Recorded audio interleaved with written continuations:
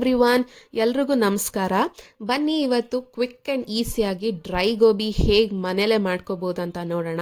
So ನಾನಿಲ್ಲಿ ಒಂದು ದೊಡ್ಡ ಸೈಜ್ ಕಾಲಿಫ್ಲವರ್ನ ಈ ಥರ ಬಿಡಿಸ್ಕೊಂಡು ನೀರಲ್ಲಿ ಹಾಕ್ಕೊಂಡಿದ್ದೀನಿ. ಇದಕ್ಕೆ ನೀವು ಅರ್ಧ ಟೇಬಲ್ ಸ್ಪೂನ್ ಅಷ್ಟು ಉಪ್ಪು, ಅರ್ಧ ಟೇಬಲ್ ಸ್ಪೂನ್ ಅರಿಶಿನ ಹಾಕ್ಕೊಂಡು 1 ನಿಮಿಷ ಕುದಿಸ್ಕೋಬೇಕಾಗತ್ತೆ. ಸೊ ಯಾಕಂದರೆ ಕಾಲಿಫ್ಲವರಲ್ಲಿ ಗ್ರೀನ್ ಹುಳಗಳು ನಮ್ಮ ಕಣ್ಣಿಗೆ ಡೈರೆಕ್ಟಾಗಿ ಕಾಣಿಸ್ತಿರುತ್ತೆ. ಸೊ ಈ ಥರ ಕುದಿಸ್ಕೊಳ್ಳೋದ್ರಿಂದ ಆ ಹುಳಗಳು ಯಾವುದಾದಿದ್ರೆ ಆಚೆ ಬಂದ್ಬಿಡುತ್ತೆ, ಆಮೇಲೆ ನೀವು ಸೋಸ್ಕೊಬೋದು. ಸೊ ಇನ್ನೊಂದೇನೆಂದರೆ ಇದನ್ನು ಜಸ್ಟ್ 1 ನಿಮಿಷ ಮಾತ್ರ ಬಿಸಿನೀರಲ್ಲಿ ಹಾಕ್ಕೊಂಡು ಕುದಿಸ್ಕೊಳ್ಳಿ. ಜಾಸ್ತಿ ಬೇಯಿಸ್ಕೊಬೇಡಿ, ಅದು ಬೇಯಬಾರ್ದು. ಕಾಲಿಫ್ಲವರ್ ತುಂಬ ಬೆಂದೋದ್ರೆ ಏನಾಗುತ್ತೆ, ನೀವು ಎಣ್ಣೆಲಿ ಕರಿಬೇಕಾದ್ರೆ ಅದು ಕ್ರಿಸ್ಪಿಯಾಗಿ ಬರಲ್ಲ. ಡ್ರೈ ಗೋಬಿ ಜಸ್ಟ್ ಮೆತ್ತಗೆ ಬರುತ್ತೆ ಗೋಬಿ. ಸೊ ಈ ರೀತಿ ಮನೇಲೇ ಇರೋ ಇಂಗ್ರೀಡಿಯೆಂಟ್ಸಿಂದ ಹೇಗೆ ಡ್ರೈ ಗೋಬಿ ಮಾಡ್ಬೋದಂತ ಇವತ್ತು ನೋಡೋಣ. ಸೊ ಇದು ಕುದ್ದಾದಮೇಲೆ ಬ್ಯಾಟರ್ ರೆಡಿ ಮಾಡ್ಕೊಳ್ಳೋಕ್ಕೆ ಇಲ್ಲಿ ನಾನು 4 ಟೇಬಲ್ ಸ್ಪೂನ್ ಬೇಸನ್ ಅಥವಾ ಕಡಲೆ ಹಿಟ್ಟು ತೊಗೊಂಡಿದ್ದೀನಿ. 4 ಟೇಬಲ್ ಸ್ಪೂನ್ ಇಲ್ಲ, 1/4 ಕಪ್ ಅಷ್ಟು ಕಡಲೆ ಹಿಟ್ಟು ತೊಗೊಂಡಿದ್ದೀನಿ. ನಾನಿಲ್ಲಿ ದೊಡ್ಡ ಸೈಜ್ ಕಾಲಿಫ್ಲವರ್ ಆಗಿರೋದ್ರಿಂದ 4 ಟೇಬಲ್ ಸ್ಪೂನ್ ಅಷ್ಟು ಹಾಕ್ಕೊಂಡಿದ್ದೀನಿ. ನೀವು ಮೀಡಿಯಮ್ ಸೈಜ್ ಆದರೆ 3 ಟೇಬಲ್ ಸ್ಪೂನ್ ಸಾಕು. ಸೊ ಇಲ್ಲಿ ನೆಕ್ಸ್ಟು 4 ಟೇಬಲ್ ಸ್ಪೂನ್ ಅಷ್ಟು ಅಕ್ಕಿ ಹಿಟ್ಟು ಹಾಕೋತಿದ್ದೀನಿ. ಇದಾದಮೇಲೆ ಮತ್ತೆ 4 ಟೇಬಲ್ ಸ್ಪೂನ್ ಅಷ್ಟು ಕಾರ್ನ್ಫ್ಲೋರ್ ಹಾಕೋತೀನಿ. ಈ ಅಕ್ಕಿ ಹಿಟ್ಟು ಆಮೇಲೆ ಕಡಲೆ ಹಿಟ್ಟು ಕಾರ್ನ್ಫ್ಲೋರ್ 3 ಸಹ ಸಮ ಪ್ರಮಾಣದಲ್ಲಿ ಹಾಕೋಬೇಕಾಗತ್ತೆ. ಕಾರ್ನ್ಫ್ಲೋರ್ ಹಾಕೋದೇನೆಂದರೆ ಈ ಗೋಬಿ ಮಂಚೂರಿಗೆಲ್ಲ ಬೈಂಡಿಂಗಿಗೋಸ್ಕರ ಕಾರ್ನ್ಫ್ಲೋರ್ ಹಾಕೋಬೇಕಾಗತ್ತೆ.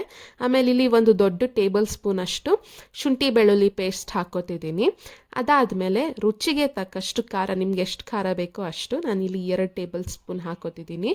ನೀವು ಮೀಡಿಯಮ್ ಸೈಜ್ ಆದರೆ 1.5 ಟೇಬಲ್ ಸ್ಪೂನ್ ಅಷ್ಟು ಅಚ್ಕಾರದ ಪುಡಿ ಯೂಸ್ ಮಾಡ್ಕೋಬೋದು. ಆಮೇಲೆ 1 ಟೇಬಲ್ ಸ್ಪೂನ್ ಅಷ್ಟು ಕಸ್ತೂರಿ ಮೇಥಿನ ನಾನು ಹೀಗೆ ಕೈಯಲ್ಲಿ ಸುಮ್ಮನೆ ಕ್ರಷ್ ಮಾಡಿ ಹಾಕೋತಿದ್ದೀನಿ. ಟೇಸ್ಟ್ ತುಂಬ ಚೆನ್ನಾಗಿರುತ್ತೆ.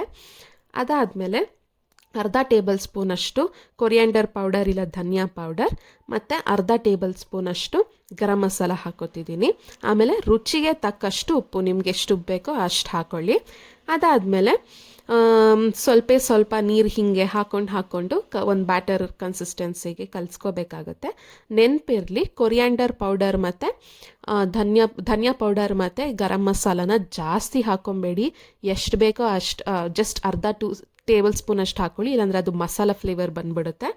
ಸೊ ಇದಾದಮೇಲೆ ಈ ರೀತಿ ಕನ್ಸಿಸ್ಟೆನ್ಸಿಯಾಗಿ ನಾವು ಕಲಿಸ್ಕೋಬೇಕಾಗತ್ತೆ. ನೋಡಿ, ಇದೆಲ್ಲ ಮನೇಲೇ ಇರೋ ಇಂಗ್ರೀಡಿಯೆಂಟ್ಸ್, ಯಾವುದು ಆಚೆ ತರಬೇಕನ್ನೋದು ಏನಿಲ್ಲ.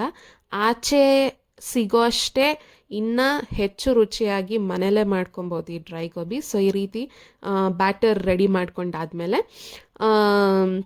ತೆಳ್ಳಗೆ ಮಾಡ್ಕೊಬಾರ್ದು, ಇಲ್ಲ ತೀರಾ ಗಟ್ಟಿಗೂ ಮಾಡ್ಕೋಬಾರ್ದು. ಈ ಕನ್ಸಿಸ್ಟೆನ್ಸಿಯಲ್ಲಿ ಮಾಡಿಕೊಂಡು ನಾವೇನು ಬೇಯಿಸಿಟ್ಕೊಂಡಿರ್ತೀವಿ 1 ನಿಮಿಷ ಕಾಲಿಫ್ಲವರ್ನ ಇವಾಗ ಈ ರೀತಿ ಹಾಕ್ಕೊಂಡು ಮಿಕ್ಸ್ ಮಾಡ್ಕೋಬೇಕು. ಅಕಸ್ಮಾತ್ ನೀವೇನಾದ್ರು ಜಾಸ್ತಿ ಬೇಯಿಸ್ಕೊಂಡಿದ್ರೆ ನೋಡಿ, ಇಲ್ಲಿ ಕಲಿಸ್ಬೇಕಾದ್ರೆ ಕಾಲಿಫ್ಲವರ್ ಫುಲ್ಲು ಕಲಸೋಗುತ್ತೆ. ಇಲ್ಲಿ ಮಿಕ್ಸ್ ಮಾಡಬೇಕಾದ್ರೆ ಫುಲ್ ಕಲಸೋಗುತ್ತೆ ಕಾಲಿಫ್ಲವರ್. ಹಾಗಾಗಿ ಜಾಸ್ತಿ ಬೇಯಿಸ್ಕೊಳ್ಳೋ ಅವಶ್ಯಕತೆ ಇಲ್ಲ. ಸೊ ಈ ರೀತಿ ನಿಧಾನಕ್ಕೆ ಮಿಕ್ಸ್ ಮಾಡಿಕೊಂಡು ಟಾಸ್ ಮಾಡ್ಕೊಳ್ಳಿ.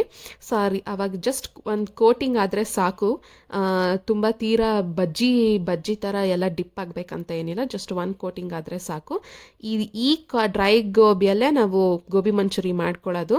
ಹೇಗೆ ಅಂತ ನಾನು ಬೇಕಿರೋ ನೆಕ್ಸ್ಟ್ ವೀಡಿಯೋದಲ್ಲಿ ತೋರಿಸ್ತೀನಿ. ಎಲ್ಲ ಸಾಸ್ ಹಾಕಿ ಮಾಡಬೇಕಂತ ಏನಿಲ್ಲ, ಮನೇಲೇ ಇರೋ ಇಂಗ್ರೀಡಿಯೆಂಟ್ಸಲ್ಲಿ ಆರಾಮಾಗಿ ಗೋಬಿ ಮಂಚೂರಿ ಮಾಡ್ಕೋಬೋದು. ನೋಡಿ, ಇಲ್ಲಿ ಇವಾಗ ಹಿಂಗೆ ರೆಡಿ ಆಯಿತು. ಇದಕ್ಕೆ ಸ್ವಲ್ಪ ಎಣ್ಣೆ ಸ್ವಲ್ಪ ಜಾಸ್ತಿ ಕಾದಿರಬೇಕು. ಸೊ ಒಂದನ್ನ ಈ ರೀತಿ ಡ್ರಾಪ್ ಮಾಡಿ ನೋಡಿ ಎಣ್ಣೆ ಕಾದಿದೆಯಾ ಇಲ್ವಾ ಅಂತ. ಸೊ ಕಾದಿರೋ ಎಣ್ಣೆಗೆ ಈ ರೀತಿ ಒಂದೊಂದೇ ಗೋಬಿನ ಈ ರೀತಿ ಹಾಕೋತಾ ಹೋಗಿ. ಆ್ಯಂಡ್ ನೀವು ಎಲ್ಲ ಹಾಕಿದ್ಮೇಲೆ ಹಾಕಿದ ತಕ್ಷಣ ಕದಲಿಸ್ಬೇಡಿ. ಹಾಕಿದ ತಕ್ಷಣ ವೇಟ್ ಮಾಡಿ, ಅದು ಗೋಲ್ಡನ್ ಬ್ರೌನ್ ಆಗಿ ನೋಡಿ ಈ ರೀತಿ ಟರ್ನ್ ಆಗುತ್ತೆ. ಅದಾದಮೇಲೆ ನೀವು ಕೈ ಆಡಿಸಿ, ಇಲ್ಲಾಂದ್ರೆ ಮುಂಚೆನೇ ಕೈ ಆಡಿಸಿದ್ರೆ ಅದು ಬಾಣಲಿಗೆ ಅಂಟ್ಕೊಂಡಿರುತ್ತೆ, ಆವಾಗ ಕೋಟಿಂಗ್ ಎಲ್ಲ ಆಚೆ ಬಂದ್ಬಿಡುತ್ತೆ. ಸೊ ನಾವಿಲ್ಲಿ ಈ ಥರ ಗೋಲ್ಡನ್ ಬ್ರೌನ್ ಆಗೋವರೆಗೂ ನಾವಿಲ್ಲಿ ಬೇಯಿಸ್ಕೋಬೇಕಾಗತ್ತೆ. ಕಾರ್ನ್ಫ್ಲೋರ್ ನಾವು ಏನಕ್ಕೆ ಹಾಕಿರ್ತೀವಿ ಅಂದರೆ ಬೈಂಡಿಂಗಿಗೋಸ್ಕರ. ಯಾವುದೇ ಗೋಬಿ ಮಂಚೂರಿ ಆಗಲಿ, ಕ್ಯಾಬೇಜ್ ಮಂಚೂರಿಯನ್ ಈ ಥರ ಎಲ್ಲ ಮಾಡ್ಬೇಕಾದ್ರೆ ಕಾರ್ನ್ಫ್ಲೋರ್ ಹಾಕ್ಕೊಳ್ಳೇಬೇಕಾಗತ್ತೆ. ಸೊ ಅದನ್ನು ಮಿಸ್ ಮಾಡದೆ ಹಾಕ್ಕೊಳ್ಳಿ. ನೋಡಿ, ಇಲ್ಲಿ ನೀವು ಆ ಥರ ಸೋಸ್ಬೇಕಾದ್ರೇ ಗೊತ್ತಾಗುತ್ತೆ ಆ ಸೌಂಡಿಂದ ಎಷ್ಟು ಕ್ರಿಸ್ಪಿಯಾಗಿ ಬಂದಿರುತ್ತೆ ಅಂತ. ಸೊ ಈ ರೀತಿ ಕ್ರಿಸ್ಪಿ ಗೋಲ್ಡನ್ ಬ್ರೌನ್ ಆದಮೇಲೆ ಈ ರೀತಿ ತೆಗೆದಿಟ್ಕೊಳ್ಳಿ. ಅದಾದಮೇಲೆ ಮತ್ತೆ ಮಿಕ್ಕಿರೋ ಗೋಬಿ ಏನೇನಿರುತ್ತೆ, ನೀವೆಷ್ಟು ಕಲಸಿಟ್ಕೊಂಡಿರ್ತೀರೋ ಅಷ್ಟನ್ನ ಬ್ಯಾಚ್ ವೈಸ್ ಬೇಯಿಸ್ಕೊತಾ ಬನ್ನಿ. ಇದನ್ನು ಗ್ರೀನ್ ಚಟ್ನಿ ಜೊತೆ ತಿನ್ಬೋದು, ಇಲ್ಲಾಂದರೆ ಹಾಗೆ ತಿನ್ಬೋದು. ಬಟ್ ಅಷ್ಟೆಲ್ಲ ಮಾಡೋ ಪೇಷನ್ಸ್ ಯಾರಿಗೂ ಇರಲ್ಲ, ಬಿಕಾಸ್ ನಮ್ಮನೇಲಿ ಇದು ಮಾಡಿದ ತಕ್ಷಣವೇ ಖಾಲಿ ಆಗೋಗುತ್ತೆ. ಸೊ ನಾನು ಯಾವ ಗ್ರೀನ್ ಚಟ್ನಿನೂ ಮಾಡಿಲ್ಲ, ಜಸ್ಟ್ ನಾವು ಹಾಗೆ ತಿಂತೀವಿ. ಸ್ನ್ಯಾಕ್ಸ್ ಟೈಮಲ್ಲೂ ತಿನ್ಬೋದು, ಇಲ್ಲಾಂದರೆ ಊಟಕ್ಕೂ ನಂಚ್ಕೊಂಡು ತಿನ್ಬೋದು. ಸೊ ಇಲ್ಲಿ ಫೈನಲ್ ಟಚ್ ಇದಕ್ಕೇನು, ಈ ಸ್ಟೆಪ್ ಮಿಸ್ ಮಾಡಬೇಡಿ, ಇದೇ ಆ್ಯಕ್ಚುಲಿ ಸಖತ್ತಾಗಿರುತ್ತೆ. ಸೊ ಈ ರೀತಿ ಮಾಡ್ಕೊಂಡಾದ್ಮೇಲೆ ಇದಕ್ಕೆ ಒಂದು 1/4 ಟೀ ಸ್ಪೂನಷ್ಟು ಉಪ್ಪು, ಈ ಥರ ರುಚಿಗೆ ಎಷ್ಟು ಬೇಕೋ ಅಷ್ಟು ಉಪ್ಪು, ಮತ್ತು ಚಿಕ್ಕ 1/4 ಟೀ ಸ್ಪೂನಷ್ಟು ಚಾಟ್ ಮಸಾಲ ಇದು ಹಾಕ್ಕೊಳ್ಳಿ. ಇದೇ ಸಖತ್ತಾಗಿರುತ್ತೆ. ಇದನ್ನು ಹಾಕ್ಕೊಂಡು ಈ ರೀತಿ ಟಾಸ್ ಮಾಡ್ಕೊಳ್ಳಿ.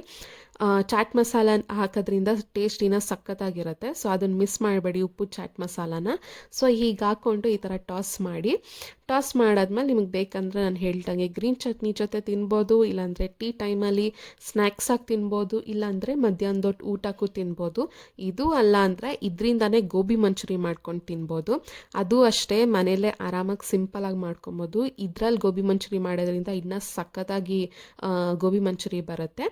ಸೊ ಅದು ನಾನು ನೆಕ್ಸ್ಟ್ ವೀಡಿಯೋದಲ್ಲಿ ತೋರಿಸ್ತೀನಿ. ಪ್ಲೀಸ್ ಈ ವಿಡಿಯೋ ಇಷ್ಟ ಆಗಿದ್ದರೆ ಮನೇಲಿ ಟ್ರೈ ಮಾಡಿ, ನನಗೆ ಕಮೆಂಟಲ್ಲಿ ತಿಳಿಸಿ ಹೇಗೆ ಬಂತು, ಏನು ಇಷ್ಟ ಆಯ್ತಾ ಇಲ್ವಾ ಅಂತ. ಪ್ಲೀಸ್ ಲೈಕ್ ಮಾಡಿ, ಶೇರ್ ಮಾಡಿ ಆ್ಯಂಡ್ ಸಬ್ಸ್ಕ್ರೈಬ್ ಮಾಡಿ. Thank you.